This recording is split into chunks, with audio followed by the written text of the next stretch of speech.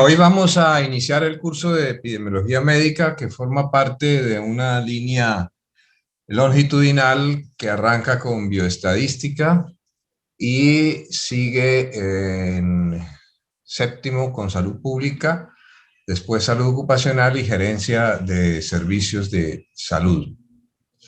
Aunque esa línea está bastante diferenciada dentro de la malla del plan de estudios, no significa que sea única. De hecho, la epidemiología, como veremos más adelante, echa mano de recursos de la clínica, por ejemplo, de biología, de química, de física, de sociología, de ambiente y salud, etcétera, etcétera. Este curso arranca con un repaso de la bioestadística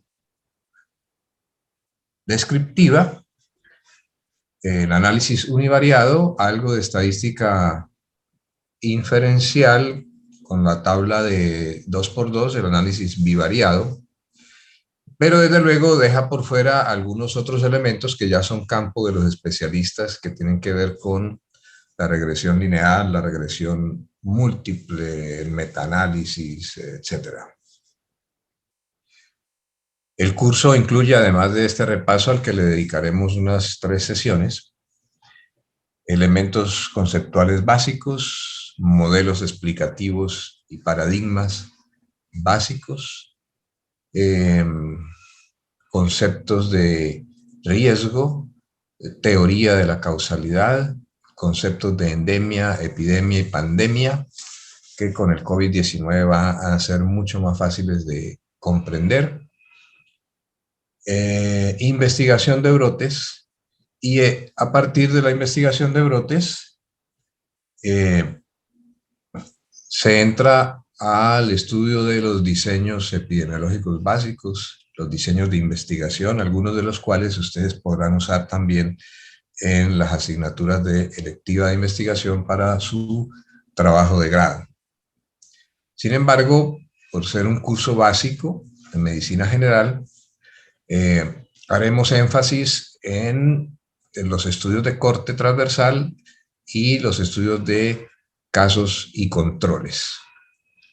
Tocaremos algunos elementos de los estudios de cohortes, pero no nos entraremos mucho en los ensayos clínicos controlados ni el método experimental, puesto que eso está por fuera del alcance de este curso. La bibliografía fundamental, el librito de los paisas de la Corporación para las Investigaciones Biológicas de la Universidad de Antioquia. Dentro de la serie Fundamentos de Salud Pública hay 3 tomos, uno de epidemiología, que correspondería a este curso, otro de salud pública y otro de gerencia de servicios de salud. Electrónicamente, las páginas del Instituto Nacional de Salud, www.ins.gov.co, del Instituto Departamental de Salud, ids.gov.co, eventualmente de la Secretaría Municipal de Salud de Cúcuta, y desde luego organismos internacionales como la Organización Panamericana de la Salud, PAHO.org, la Organización Mundial de la Salud, WHO.org, y la Biblioteca Regional de Medicina, vireme.org.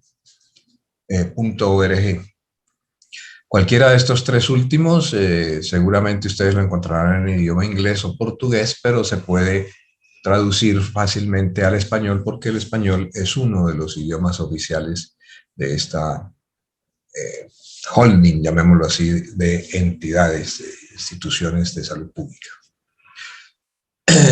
A nivel de las universidades de Colombia, algunas revistas muy importantes como la revista Colombia Médica de la Universidad del Valle, la revista Salud Uninorte de la Universidad del Norte, la revista de la Facultad Nacional de Salud Pública, la revista Biomédica del Instituto Nacional de Salud y la revista de la Facultad de Salud de la UIS. Son de muy alta calidad y por lo tanto pueden servirnos de referencia para el curso.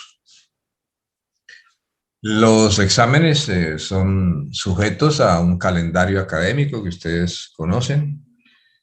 Normalmente son exámenes de elección múltiple, donde se selecciona la mejor respuesta y los hago en el formulario de Google que permite que ustedes cuando envíen sus respuestas o su formulario, su examen, conozcan de una vez el resultado. Y eso nos ahorra muchísimo tiempo. Profe, qué pena interrumpirlo, pero creo que hay un compañero que está en sala de espera para que por favor si le pueda dar acceso. Gracias. Ok. Eh, bueno, fundamentalmente eso en relación con el curso. El curso tiene como base las preguntas epidemiológicas, que iremos desarrollando algunas a partir de este momento, cuando iniciemos el repaso, y que tienen que ver con el qué, es decir, el fenómeno que se quiere estudiar, el dónde, es decir, el sitio o lugar donde ocurre, el cuándo, quiere decir el tiempo, el quiénes, que se refiere a las personas que son afectadas por el fenómeno, y esas preguntas son las que se relacionan con la epidemiología descriptiva. Ya cuando uno quiere buscar explicaciones, la pregunta fundamental es ¿por qué? ¿Por qué ocurren los fenómenos?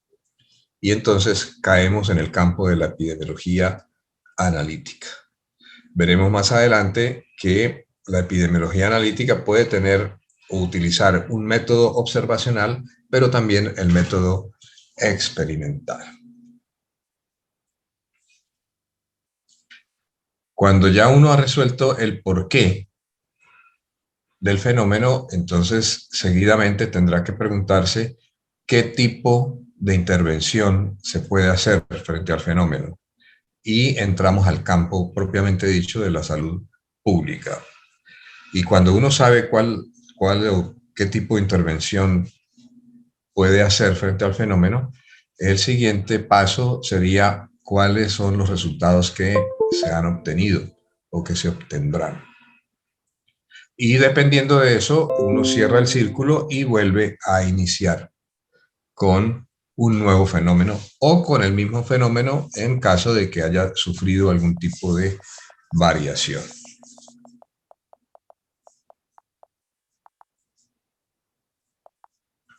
Bueno, en cuanto a mí, que voy a orientar el curso, soy Germán Wilches Reina, médico de la Universidad del Norte, magíster en salud pública de la Universidad del Valle y especialista en salud ocupacional de la Universidad Manuela Beltrán. Inicié mi carrera docente por allá en el año 89 en la Universidad Francisco de Paula Santander. Trabajé 10 años en la UDES y en el 2001 entré a la Universidad de Pamplona a engrosar el equipo que estaba diseñando el programa de medicina para la Universidad de Pamplona y para iniciar el entrenamiento de los docentes que en el futuro se encargarían de darle el inicio al programa. Hicimos la defensa del programa ante el Ministerio de Educación y una vez que se obtuvo el registro calificado, fui el primer director del programa de medicina con la cohorte del 2006. Posteriormente fui decano de la Facultad de Salud y después me vine a un proyecto en Cúcuta que consistía en adquirir y diseñar la base fundamental para la clínica universitaria o el hospital universitario de la Universidad de Pamplona.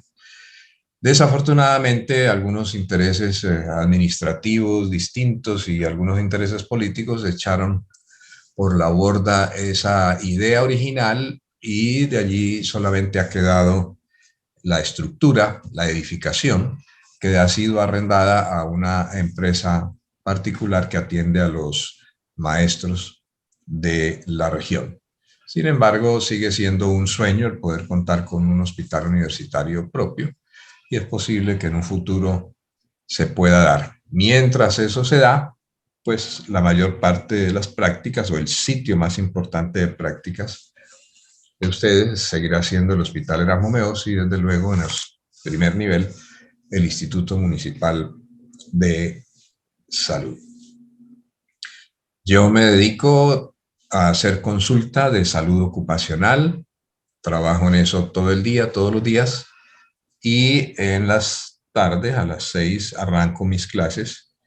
En este semestre voy a estar con los 3 grupos de epidemiología que salieron y con el grupo de electiva de investigación 4, que son los que prácticamente entregan su trabajo de grado y quedan listos para iniciar su programa de internado. Anteriormente también orientaba el curso de salud pública y el curso de salud ocupacional. En este momento esos 2 cursos los está orientando una colega que es la doctora Dabeiba Freile Rada.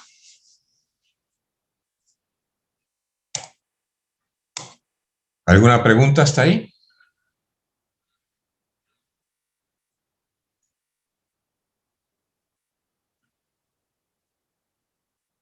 Bueno, entonces la mayor parte del repaso lo han hecho ustedes ya cuando empezaron y terminaron de resolver el taller que les envié la semana pasada. De tal suerte que ahora vamos a hacer algunos énfasis en algunos puntos que me parecen fundamentales. Cuando uno decide hacer una investigación, y arrancamos por ahí, la epidemiología es el método que utiliza la medicina para realizar investigaciones. Y desde luego tiene un asidero fundamental en el método científico y el método estadístico. En medicina, esa investigación equivale a un plan de estudio, a un diseño de investigación. Y la primera pregunta o el primer paso que hay que dar es identificar el fenómeno que se quiere estudiar y para qué se quiere estudiar. Una vez esté claro ese fenómeno, entonces pasamos a identificar los datos que se quieren recolectar. Eso está en función de las variables principales del fenómeno al que nos queremos acercar. Cuando tenemos identificados los datos que se van a recolectar y la forma como se van a recolectar, entonces el siguiente paso es identificar la fuente de los datos y los instrumentos o los mecanismos para recolectarlos. Por ejemplo, a través de formularios, a través de entrevistas, a través de encuestas, como vamos a ver enseguida. Cuando ya tenemos los datos, que son conjuntos, que a veces son bastante numerosos, entonces el siguiente paso es saber cómo procesarlos. Se pueden procesar manualmente, con la ayuda de una calculadora o con la ayuda del computador y de algunos software especializados, algunos de licencia libre y otros de licencia costosa. Cuando ya nosotros tenemos los datos procesados, entonces el siguiente paso es cómo interpretarlos. Y la interpretación fundamentalmente se refiere en primer lugar a un marco teórico, un marco de referencia que uno tiene que utilizar para poder entender, darle significado a los datos que tenemos procesados y que generalmente en ese momento ya constituyen una información. Pero por otro lado, además de la teoría, es importante tener parámetros de comparación. Por ejemplo, investigaciones previamente realizadas por otras personas o por nosotros mismos en el mismo sitio o en distintos sitios del mundo. Esos 2 elementos, las teorías y los antecedentes, nos dan la forma de comparación para darle significado a la información y para interpretar los datos. ¿Cómo se recoge la información de las poblaciones? Hay varios métodos. Uno puede ser el censo. Recuerden ustedes que las características de los censos es que tiene cobertura total. Por ejemplo, los censos poblacionales que se hacen periódicamente en todos los países para saber más o menos cuánto es la población total del país, cuántos son los nacimientos, los fallecidos, los migrantes, tanto los que entran como los que salen, y algunos elementos fundamentales del aspecto socioeconómico.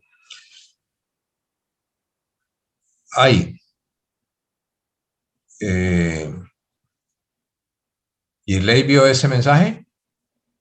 Sí, señor, ahorita más tarde programo otra reunión para que podamos continuar con la clase. Ok. Los censos son periódicos, la periodicidad, como tiene una cobertura total, suele ser de 5 a 10 años, a veces más. Y como les acabo de decir, se refieren a datos generales. Las encuestas ya se refieren a datos específicos, pueden ser esporádicas o aisladas, y se aplican a muestras seleccionadas, es decir, a partes o subconjuntos de la población. Las características de las muestras es que deben ser probabilísticas, al azar. Sin embargo, con frecuencia nos encontramos con que no es posible cumplir con ese criterio y nos toca trabajar con muestras no probabilísticas. A veces existen registros, como cuando ustedes vayan a ver los sistemas de vigilancia de salud pública en la siguiente asignatura, que permiten tener información permanente en tiempo real, es decir, conforme suceden los hechos que son de interés. Verán ustedes en esos sistemas de vigilancia en salud pública, en el caso de Colombia, Civigila y demás, que hay enfermedades de interés como el inmunoprevenibles o enfermedades transmitidas por vectores o la violencia. Puede ser en sus diferentes formas, puede ser intrafamiliar, puede ser de género, económica, psicológica, etc. Ya desde el punto de vista de las técnicas de recolección de información, entonces hay varias, estas son las más comunes. La entrevista, que puede ser utilizando un formulario, y en ese caso se llama estructurada, o una entrevista que parece más bien una conversación, que en donde va obteniéndose la información a medida que avanza la conversación, y entonces se llamará una entrevista no estructurada. Los formularios pueden ser de autoaplicación, con preguntas abiertas, cerradas o mixtas, o aplicados por un tercero, un encuestador, también con preguntas abiertas, cerradas o mixtas. Y otro elemento dentro de la técnica de recolección de información es la observación, que puede ser directa cuando uno como investigador se traslada al sitio donde ocurren los hechos, o puede ser indirecta cuando utiliza fuentes secundarias para obtener la información que resulta relevante para la investigación. Otros elementos que hay que considerar para la recolección de la información son la naturaleza de la información, y eso tiene que ver fundamentalmente con las variables que se van a medir. Veremos enseguida que las variables pueden ser cualitativas o pueden ser cuantitativas. Además, la calidad de la información recolectada. Esa calidad de la información tiene dos elementos o ingredientes fundamentales: la validez o exactitud, y la confiabilidad o precisión, que tiene que ver también con la consistencia. Y aparte de eso, la calidad depende de varios factores.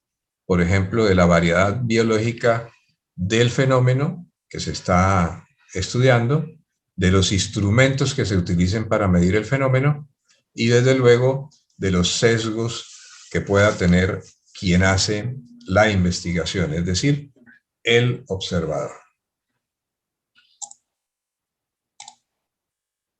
Un dato es el valor que adopta una variable, y una variable es una característica que puede cambiar de valor, es decir, puede tener distintos valores en un mismo individuo o entre los individuos. Entonces, por ejemplo, la frecuencia cardíaca es una variable que cambia de valor en una misma persona, puede a veces estar acelerada y otras veces estar lenta.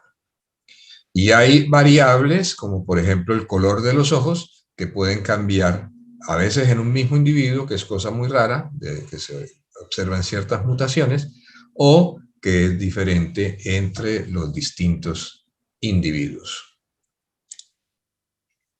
Y aquí un cuadro sinóptico para ir entrando ya a la sistemática del análisis epidemiológico. Una vez conocido el qué, el fenómeno, el objeto de estudio y sus principales características que deben ser conceptualizadas y definidas, entonces pasamos nosotros a identificar los datos que necesitamos. Y esos datos que necesitamos van a depender si las variables están en el nivel de medición cualitativo o cuantitativo, que es el primer paso del análisis sistemático. Es decir, cuando uno está ante un conjunto de datos, lo primero que debe hacer es saber si ese dato es cualitativo, es decir, se refiere a una cualidad, o es cuantitativo, es decir, se refiere a una cantidad. Las variables se pueden clasificar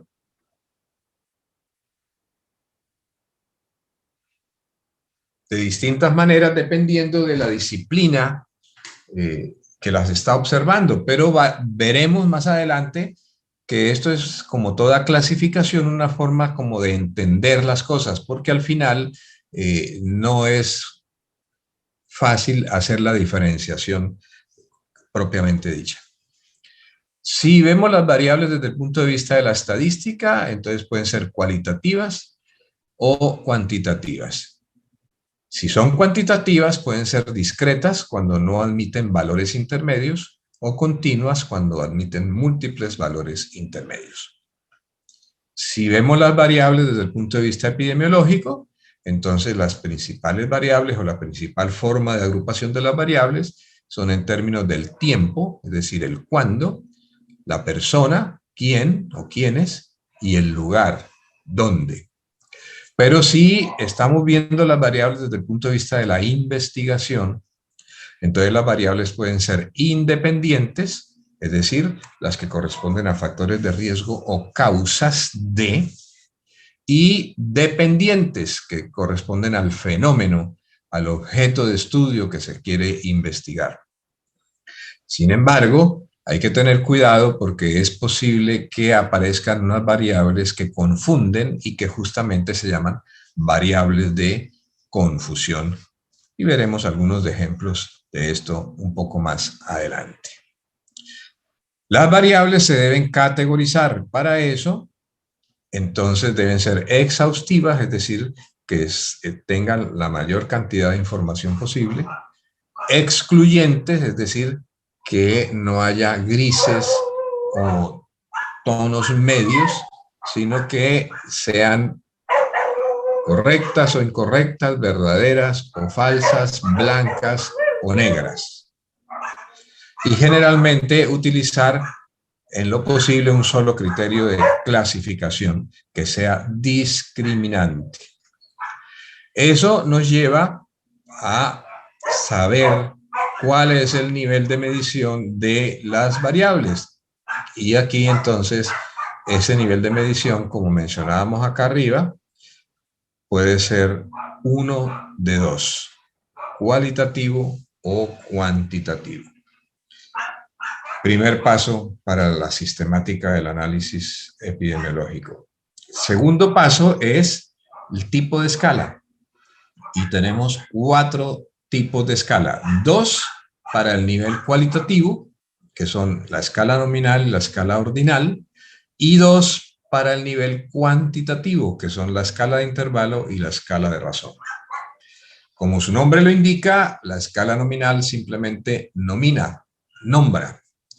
La escala ordinal establece una secuencia, primero, segundo, tercero, estado 1, 2, 3 o 4, leve, moderado o severo.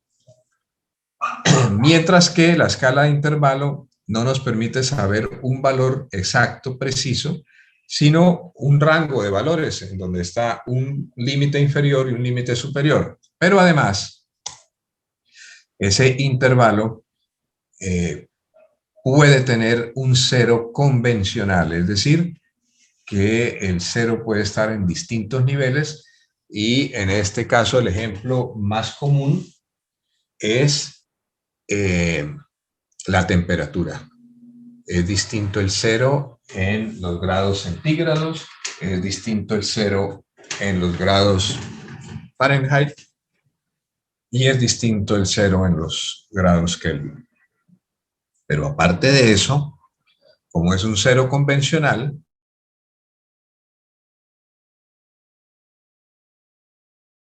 ¿hasta dónde me oyeron? Profe, ¿me puede dar permiso para grabar? ¿Cómo? Que si me puede dar permiso para grabar la clase, por favor. Claro. ¿Dónde íbamos acá? ¿Hasta dónde me oyeron?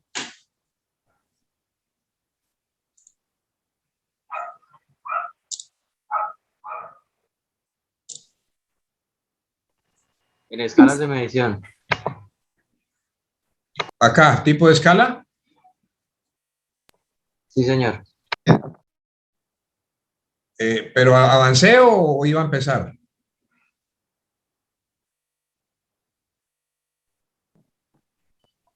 Ya empezar, profe. Ok, entonces tenemos dos tipos de escala para el nivel cualitativo, que son la escala nominal y la escala ordinal. La escala nominal, como su nombre lo indica, nomina, nombra nada más. La escala ordinal establece una secuencia, primero, segundo, tercero, leve, moderado o severo, estado 1, 2, 3 o 4. Para el nivel cuantitativo hay dos tipos de escala, la escala de intervalo y la escala de razón. La escala de intervalo no nos permite saber directamente un valor, sino que nos da un rango de valores entre un límite inferior y un límite superior. Pero además, la escala de intervalo, en algunos ejemplos como el de la temperatura, tiene un valor de cero convencional, que puede estar en distinto nivel, como es el caso de la escala de Fahrenheit, de centígrados y de Kelvin.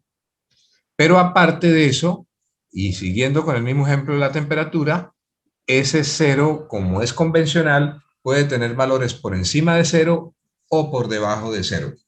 Sin embargo, esos valores no nos hablan de la distancia que hay entre unos y otros, porque para poder considerar la distancia, tenemos que tener un cero absoluto. Y el cero absoluto solo lo tenemos en las escalas de razón. Por ejemplo, el peso, la estatura, el tiempo.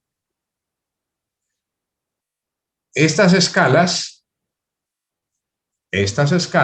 se llaman escalas también porque, como se ve en la gráfica, parecen una escalera, es decir, está el nivel más sencillo abajo y en el siguiente escalón ordinal, en el siguiente el intervalo y en el escalón más alto la escala de razón.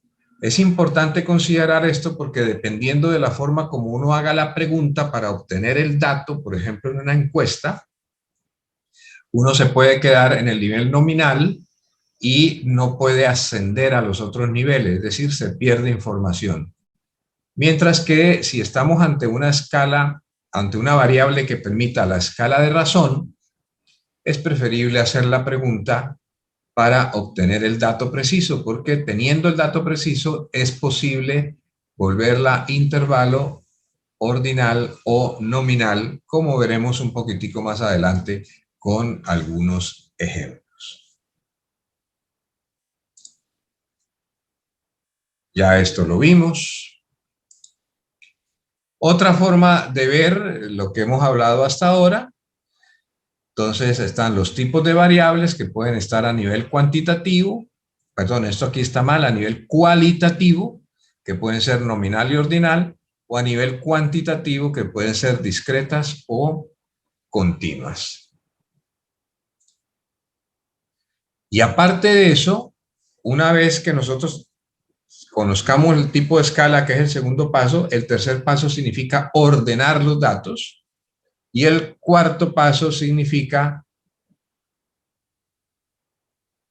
tabular los datos. Para tabular los datos tenemos que haberlos agrupados. Y hay fundamentalmente dos tipos de tablas o de cuadros estadísticos que nos interesan a nosotros en este nivel. Para una variable, una tabla de frecuencias simple, y esa nos permite hacer análisis univariado. En una tabla de frecuencias simple van las frecuencias relativas, las frecuencias absolutas acumuladas y las frecuencias relativas acumuladas. Para dos variables tenemos la tabla de contingencia, la más importante de las cuales, que la vamos a ver y le vamos a dedicar un tiempito, es la tabla de 2 por 2. La tabla de doble entrada o tabla tetracórica, que también se conoce. Después de haber tabulado, el siguiente paso, si es necesario, es la elaboración de gráficos, la graficación. Si utilizamos variables discretas o cualitativas, es decir, categóricas, entonces nos sirven los diagramas de barras o de Pareto o de sectores, el circular, que ustedes conocen. Si las variables son continuas, entonces los diagramas que podemos utilizar son el histograma o el polígono de frecuencias, a veces los diagramas de caja y área o de tallo y hojas, pero los más frecuentes son los dos primeros. Sin embargo, veremos algunos ejemplos en la próxima clase. Y el último paso del análisis sistemático descriptivo es el cálculo de las medidas de resumen.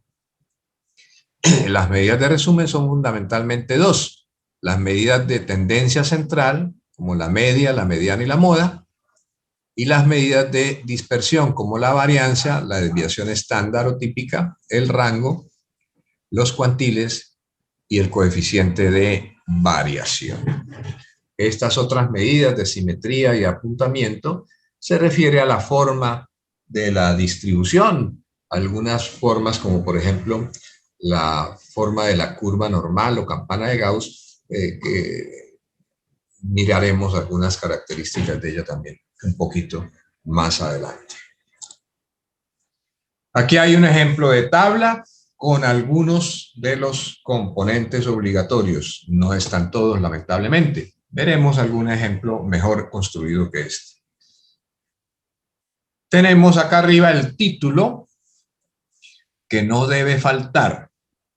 El título de una tabla o de una gráfica debe incluir el qué, como acá, la variable sexo, el dónde y el cuándo, nos lo quedaron debiendo. Aparece aquí el encabezado de la tabla o del cuadro, donde van los nombres de las columnas. A la izquierda, la columna principal, que normalmente es donde va la variable. Notan acá la variable sexo, entonces hombre, mujer, total.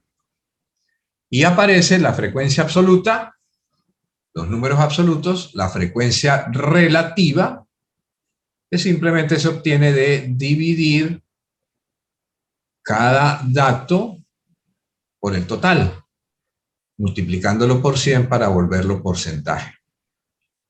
La frecuencia relativa acumulada, ya veremos un poco más claro otro ejemplo. Y aquí donde están todos los datos, es lo que se denomina el cuerpo de la tabla o el cuerpo del cuadro. Nos haría falta un elemento obligatorio que debe ir aquí abajo, que se llama fuente, es decir, el origen de los datos, como ya veremos. Este es otro ejemplo de tabla de frecuencias. Aquí la variable es peso. Y noten que estamos en un tipo de escala de intervalos. De 10, 40 a 49 este grupo, 50 a 59. Y noten que son excluyentes. Es decir, aquí arriba se pueden incluir algunos valores y aquí otros completamente distintos, lo mismo que acá y así sucesivamente. están las frecuencias absolutas, los números absolutos, las frecuencias relativas. Y acá, las frecuencias acumuladas. Y entonces recuerden ustedes, como vieron en el taller, que las frecuencias acumuladas lo que hacen es sumar. Entonces tenemos aquí la absoluta acumulada, arrancamos con 697, lo ponemos acá y lo sumamos con 3.961 y nos da 4.658. Ese 4.658 lo sumamos con 5.704 y nos da 10.362. Y así sucesivamente. Y de la misma manera, las frecuencias relativas acumuladas. Entonces, 3.6% acá, más 22 nos da 23.7, más 29.1, 52.8 y así sucesivamente. Cuando tenemos las frecuencias relativas acumuladas, entonces eso nos permite sacar información rápidamente y resumida de la tabla. Por ejemplo, aquí podemos darnos que un poquito más de la mitad de esa población pesa entre 40 y 69 kilos. Pero el 95% de esa población pesa entre 40 y 89. Hay algunos que pesan un poco más, pero es muy poca la población.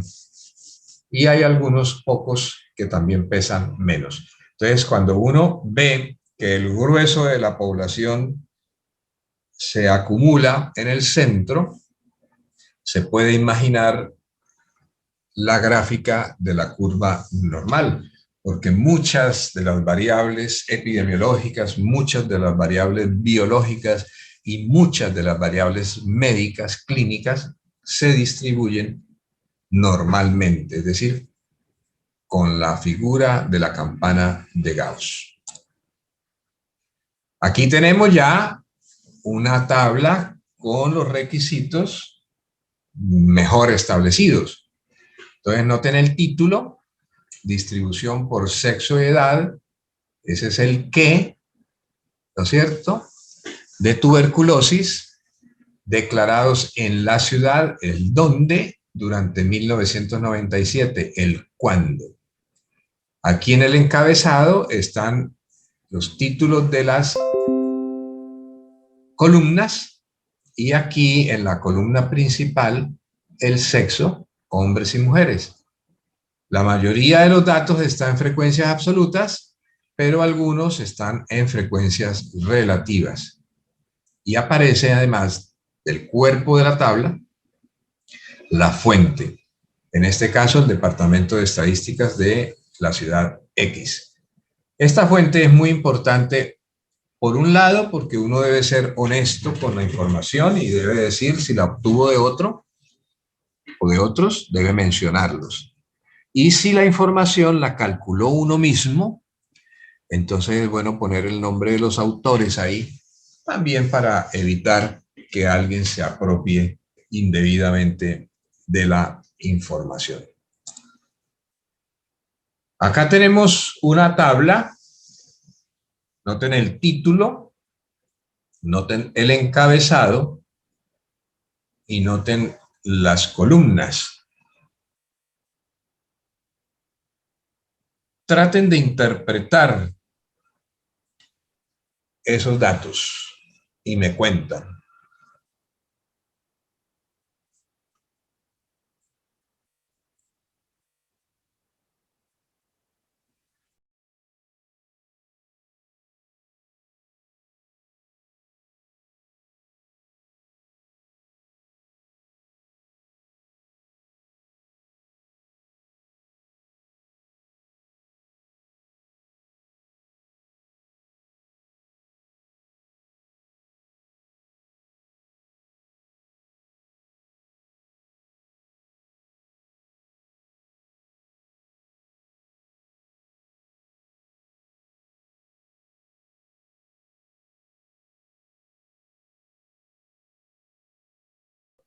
Profe, pues la tabla se puede interpretar como que la esperanza de vida en ciertos países es mayor para las mujeres que en los hombres.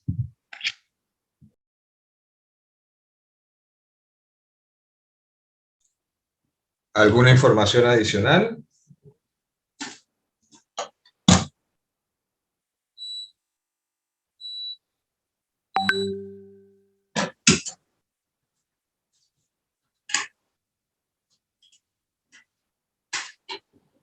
Entonces, hasta ahora, las mujeres parecen vivir más. Que los países más desarrollados vivan más, profe. Ok, que los países más desarrollados viven más. Es decir, parece haber una relación entre el grado de desarrollo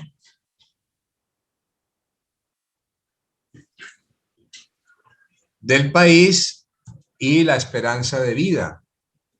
Pero también, excepto en Zimbabue, las mujeres parecen vivir más que los hombres. Entonces, fíjense que a partir de unos números, de unos datos que hay ahí, nosotros tenemos que darle un contexto. Ahí ustedes han utilizado algo de teoría relacionada con el género y algo de teoría relacionada con el crecimiento económico o socioeconómico.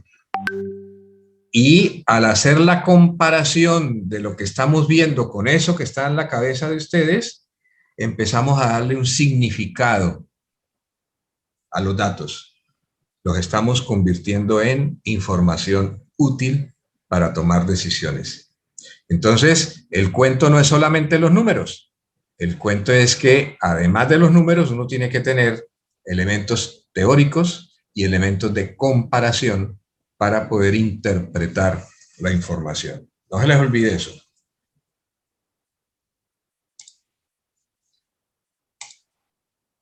Y ahora, en esta tabla, ¿qué ven?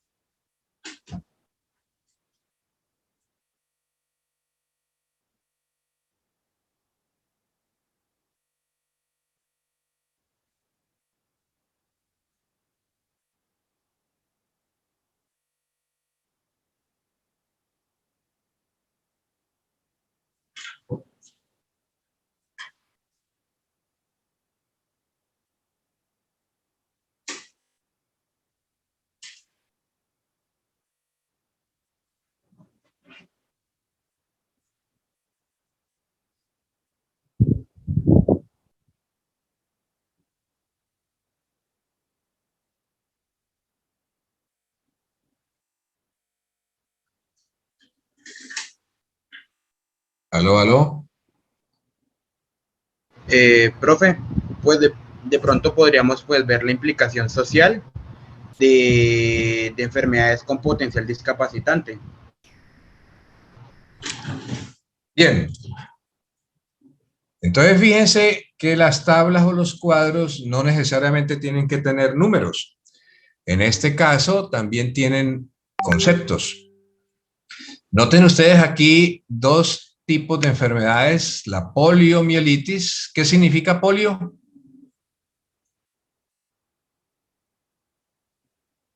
Etimológicamente hablando. Variedad. Mielos. ¿Ah? ¿No le oí?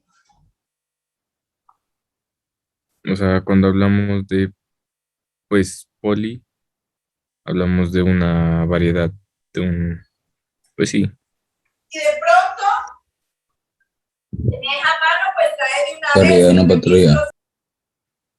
No, en este caso hay que verlo polio, no poli, sino polio. Polio significa gris. Mielos, médula, itis, inflamación. Entonces es inflamación de la médula, pero más específicamente de la sustancia gris de la médula. Váyanse a la anatomía. Médula espinal. Sustancia gris. La sustancia gris tiene la función motora fundamentalmente. ¿Recuerdan ustedes eso del profesor Ferreira o Fonseca? No sé quién les dio a ustedes neuro. Y fíjense en este primer caso que esa enfermedad puede generar una deficiencia a nivel anatómico, es decir, por ejemplo, las piernas. Y esa deficiencia puede llevar a una discapacidad a nivel funcional, fisiología. Por ejemplo, incapacidad para la marcha. Entonces, aquí tenemos anatomía, aquí tenemos fisiología. Pero además, como decía hace un momento uno de ustedes, desde el punto de vista social, pueden llevar a minusvalía. Entonces, una persona con parálisis de las piernas que tiene incapacidad para la marcha, seguramente va a tener dificultades para buscar empleo. A no ser que alguien despierto se dé cuenta que una persona que no pueda caminar puede permanecer mucho tiempo sentado y por lo tanto puede desarrollar actividades ante un escritorio o ante un counter, por ejemplo. Y entonces puede ofrecerle desde el punto de vista social, socioeconómico, un empleo, pero en condiciones normales o frecuentes eso no ocurre así. Y analógicamente o análogamente, una lesión cerebral, por ejemplo, una hipoxia cerebral por un trauma obstétrico al momento del parto, puede generar retraso mental leve, cerebro, eso dificultad para el aprendizaje, función, y eso aislamiento social. Estos elementos ustedes los van a estudiar con detenimiento en salud ocupacional. Simplemente los traigo para introducirlos, para hacerles caer en cuenta que la bioestadística y la epidemiología no son solo números, sino que tienen que echar mano a una gran cantidad de elementos conceptuales, algunos de ellos anatómicos, fisiológicos, sociales y clínicos. Por ejemplo, me puedo adelantar un poquito.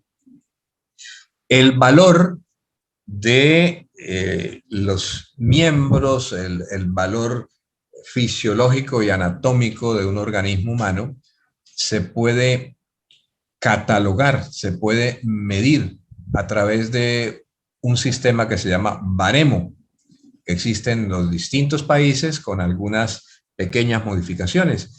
Y el baremo lo que hace es tratar de valorar en puntos o en grados y traducir en pesos, por ejemplo, una pérdida de capacidad laboral de un trabajador dentro de un sistema de seguridad social.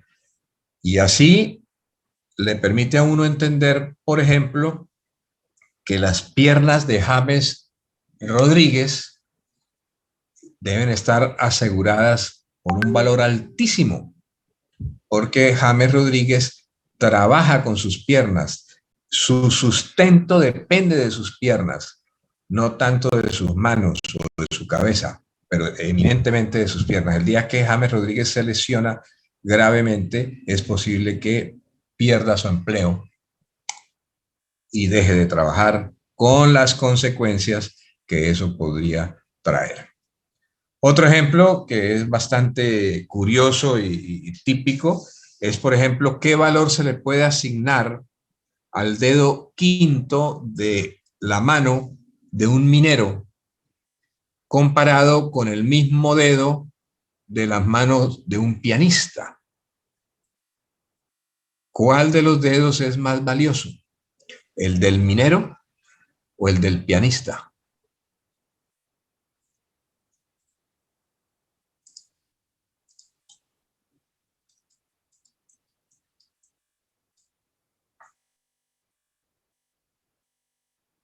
¿Qué opinan?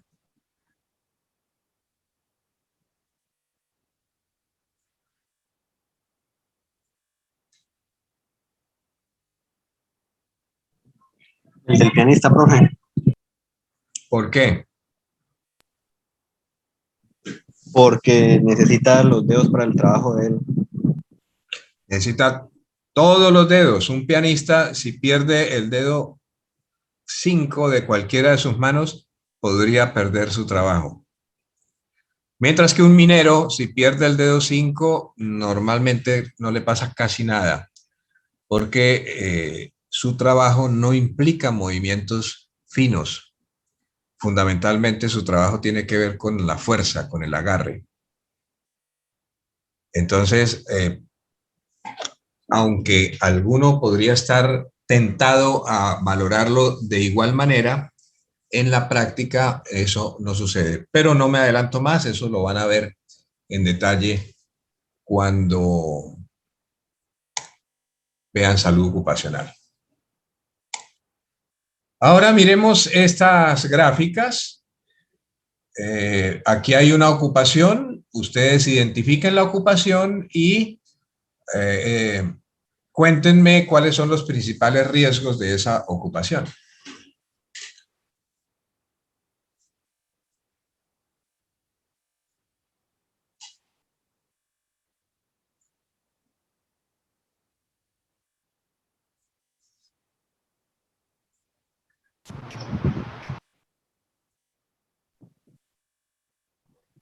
¿Profe, posibles riesgos o el nivel de riesgo de cada ocupación?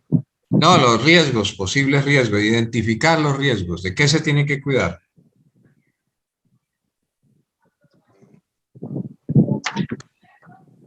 Profe, pues el primero tendría riesgo a tener alguna lesión laboral por una caída desde las alturas, porque se ve que está trabajando desde lugares altos, o por algún accidente que pueda ocurrir con los materiales del lugar. ¿Sí? ¿Alguien más?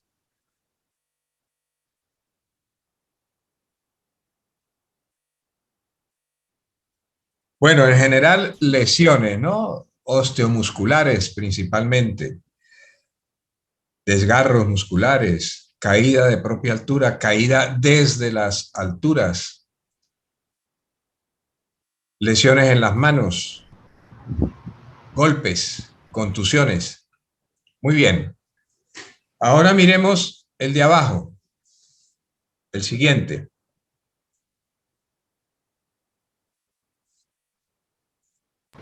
Pues podría ser riesgo agentes biológicos, por ejemplo. Ajá. Y también algunos biomecánicos, ¿no? Fíjense que tienen que agacharse. Ay, otra vez. El zoom. Se nos va a acabar.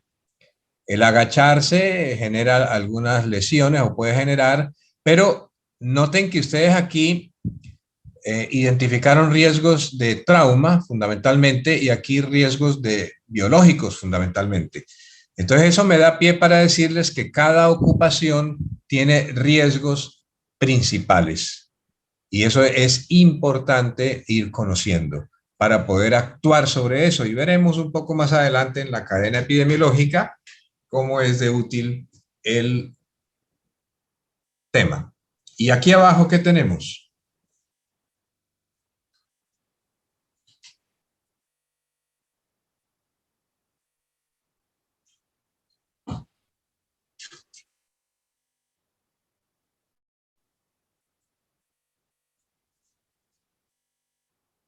¿Qué hace este señor?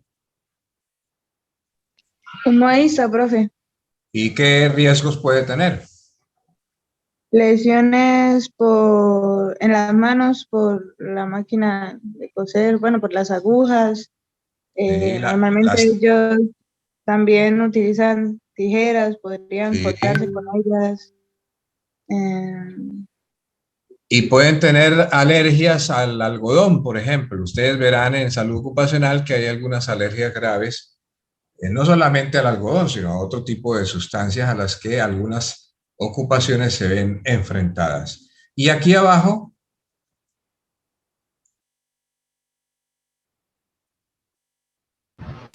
Pues podría tener riesgo a agentes contaminantes o a pues diferentes cortaduras o traumatismos por mal manejo de las basuras. correcto. Y riesgos biológicos también, intoxicaciones, etcétera. Muy bien. Y ahora analicemos esta tabla, este cuadro, a ver cómo aparecen múltiples interpretaciones.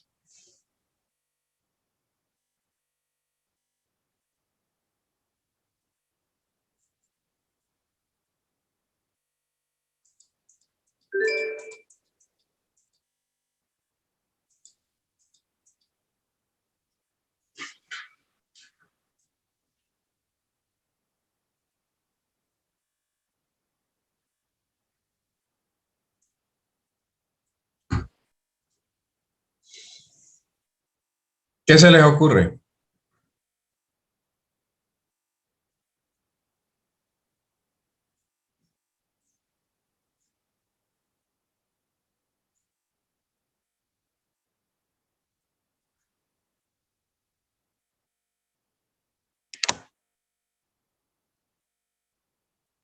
Profe, pues que la principal causa de funciones sería los neoplasmas malignos y que en la mayoría afectan es a los hombres solteros.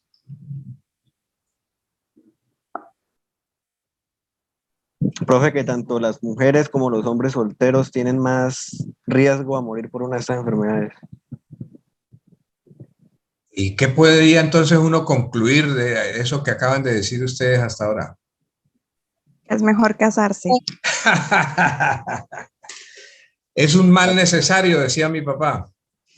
Bueno, fíjense ustedes, más interesante sería que además de lo que ustedes han notado acá, lo pudieran comparar con Cúcuta, por ejemplo, o con Santa Marta, o Riohacha, o Pasto, a ver cómo se comportan esas causas de muerte entre hombres y mujeres y según el estado civil.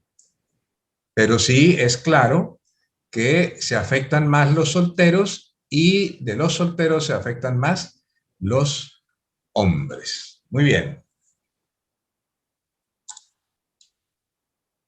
¿Quién me ayuda a leer esta tabla?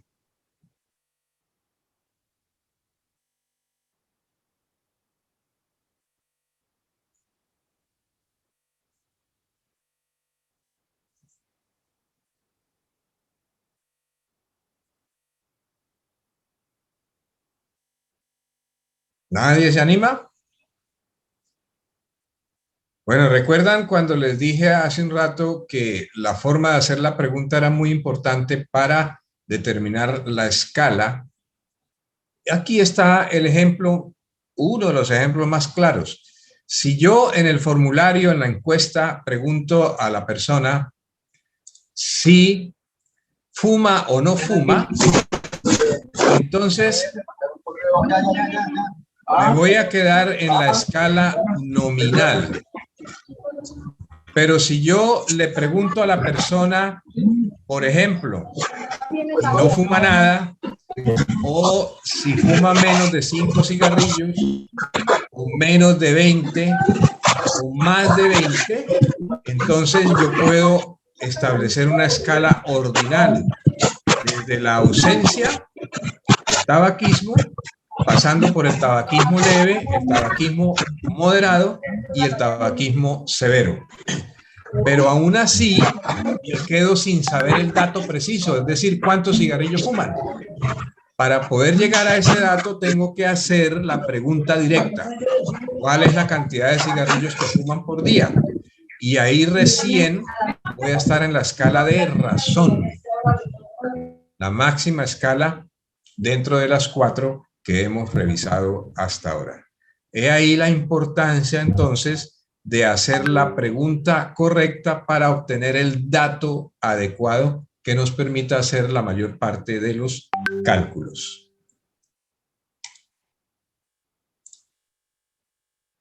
Bueno, esto ya lo hemos visto.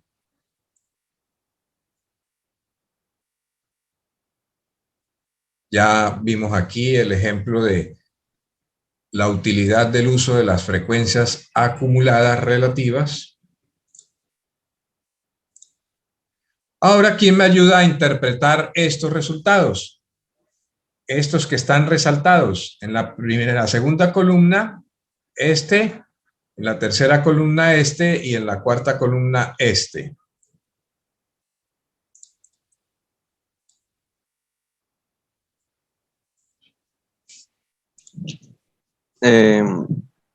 Profe, pues el primero sería el valor absoluto de un número de familias que tienen 5 hijos.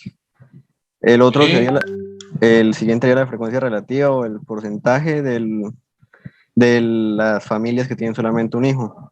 Sí. Y el otro sería la suma de las dos primeras frecuencias, o sea, de las que tienen 0 y un hijo, para que dé ese valor. Entonces, por ejemplo, Y de la tercera. Solo 3 familias tienen 5 hijos. Sí, señor. Una tercera parte de todas las familias tiene un hijo. Y 3/4 partes de las familias tiene hasta 2 hijos. Entonces, con esa información interpretada de esa manera, nosotros podemos comparar con otros datos de otra situación y darle significado a la información. Ahora, revisen esta tabla y revisen los valores normales de ácido úrico ahí a través de su celular. Y apenas se termine este tiempo, que falta 1 minuto, volvemos a reunirnos para finalizar este primer encuentro.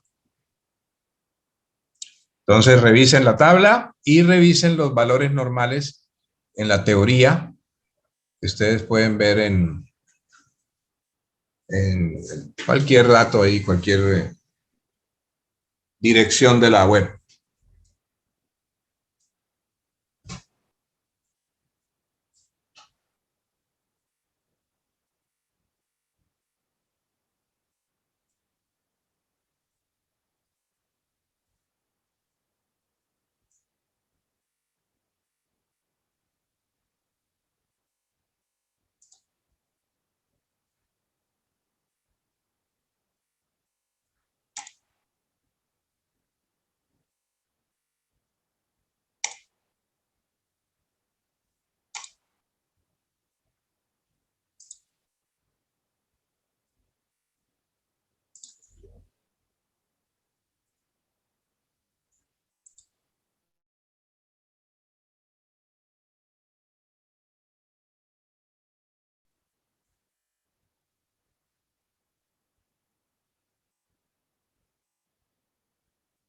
¿Qué información encontraron?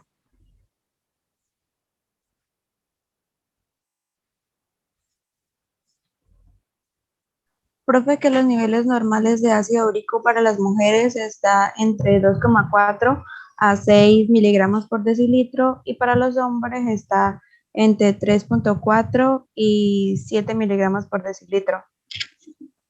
Bueno, entonces teniendo ustedes esa información a la mano, pueden empezar a comparar con la información que está acá.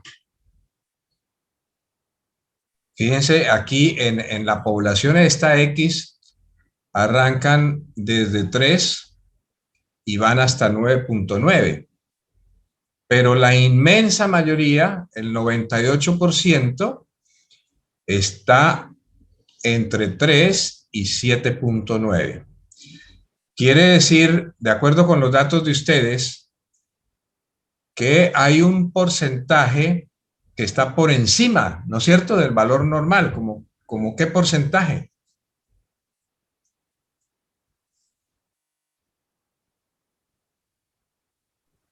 Profe, qué pena interrumpir, pero hay estudiantes que están esperando para ser admitidos. Ah, qué pena.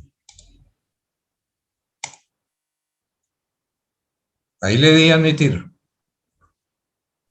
Gracias.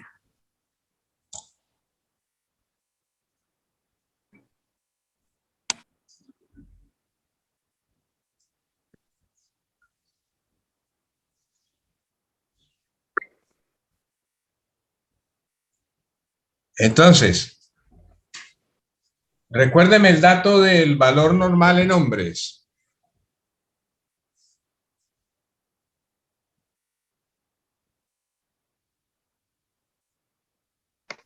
De 3,4 a 7. Ok. ¿Qué opinan entonces con esa información para comparar con esta?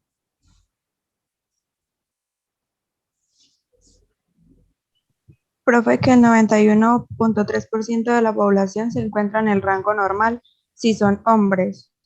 Ajá. Ese concepto de normalidad viene de la curva normal, de la campana de Gauss, y se utiliza, por ejemplo, en valores de laboratorio como este. ¿Qué pasa con las personas que tienen valores superiores a 7? Clínicamente hablando, revisen ahí sus celulares. Desde luego están entonces en una condición que se llama hiperuricemia. ¿Pero qué pasa con eso?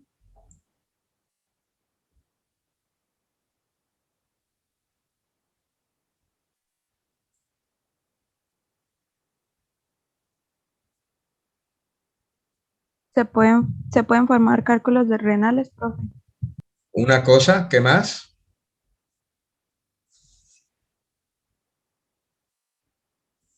Hay una enfermedad muy común, o pues muy común, no, pero muy conocida, sí. ¿Cuál fue la que dijo? ¿Artritis? No le oí. ¿Artritis? ¿Artritis de cuál?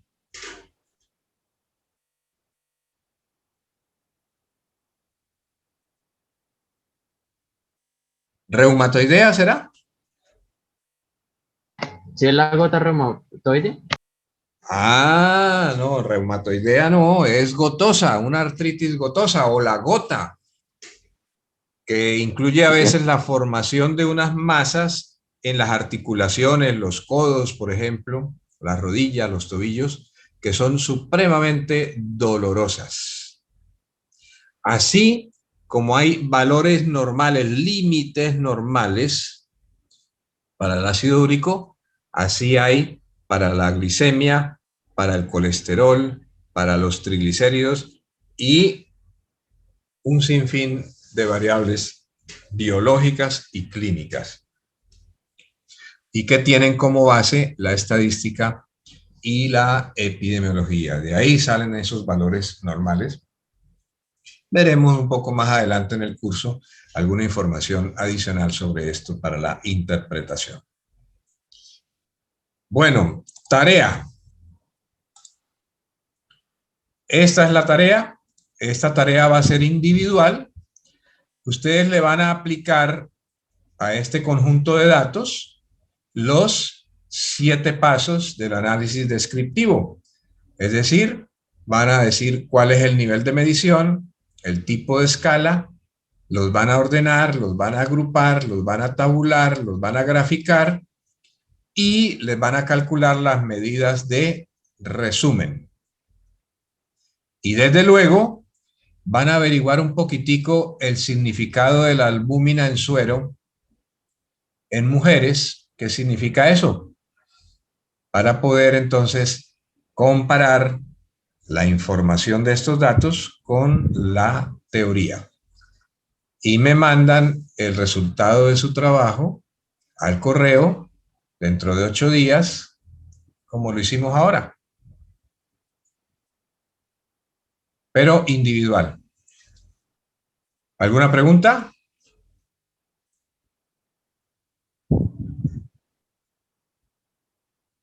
Parecer no, profe. Bueno, ¿y cómo se sintieron? ¿Cómo les pareció hasta ahora esta introducción al Profe, repaso? perdón, ¿podría repetir lo de la albumina, por favor? Ustedes van a revisar la teoría en algún libro de clínica o de bioquímica, qué significa la albúmina en el suero de las mujeres, para qué sirve, qué funciones tiene, cuándo se considera valores normales, ¿sí? Es decir, van a buscar elementos teóricos para comparar con los resultados que aparecen aquí, con los datos que están acá.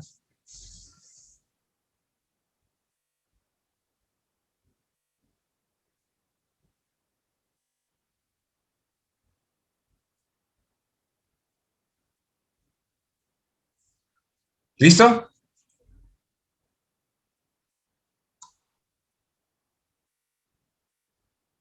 Bueno, dejamos ahí, que tengan buena noche y mucho juicio con las tareas. Profe, ¿usted me podría, por favor, compartir las diapositivas? No. Ok, vale. ¿Pero sabe por qué no?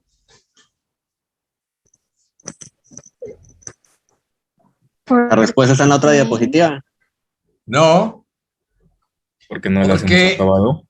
Porque antiguamente, con otros estudiantes, que no son ustedes, desde luego, les daba las diapositivas y cuando de pura casualidad salía alguna pregunta y no la contestaban o la contestaban mal, me salían con el cuento que era que no estaba en las diapositivas.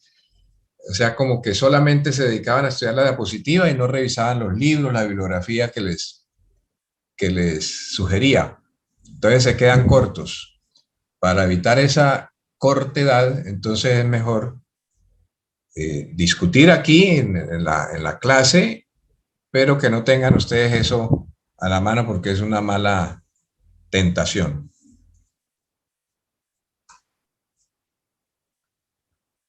¿De acuerdo? Sí, señor. Listo. Ok. Buenas noches. Buenas noches, Luego. profe. Gracias.